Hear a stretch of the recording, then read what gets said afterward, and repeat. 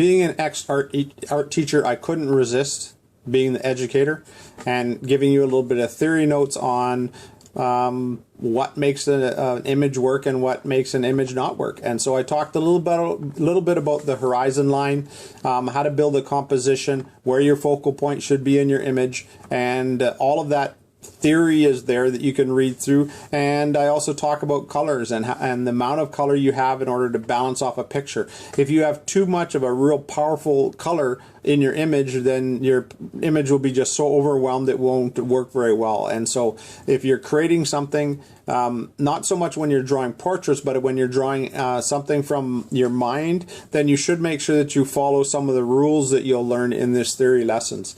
And so it'll talk about the different contrasts that will work, and some of the contrasts that, like as I was talking in my last video about the different contrasts of color, you have to make sure that they balance out in order to give you the best opportunity for success when you're drawing your picture.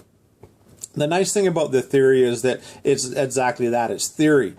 Some of the best drawings that I've ever done, I've done by mistake, and I haven't followed the feeling of symmetry and the feeling of making sure the focal point's in the right spot or the colors work or anything like that. So don't be afraid to just draw, and the feel will come to you as you work through it. That's some of the things that come naturally to people, and for those of us who it doesn't come naturally to, it's a good idea to study the theory, understand it, and then apply it to your pieces of work. Good luck!